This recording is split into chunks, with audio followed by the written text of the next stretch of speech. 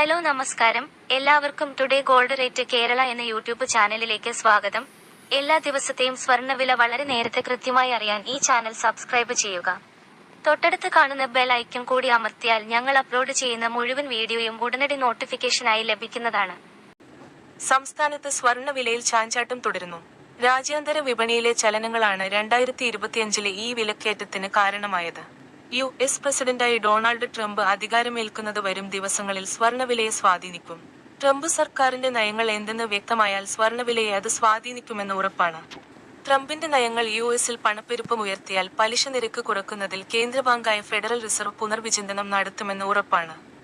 ഇത് ബോണ്ട് വരുമാനം ഉയർത്തുന്നതിലേക്ക് നയിക്കും. അങ്ങനെ സംഭവിച്ചാൽ വരും ദിവസങ്ങളിൽ സ്വർണ്ണവില ഇടിയുന്നതിലേക്കാവും അത് നയിക്കുക.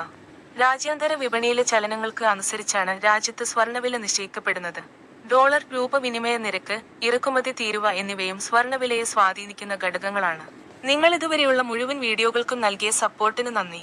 ഈ വീഡിയോക്കും നല്ലൊരു ലൈക്ക് തരുമെന്ന പ്രതീക്ഷയോടെ ഇന്നത്തെ സ്വർണ്ണവിലയിലേക്ക് കടക്കാം.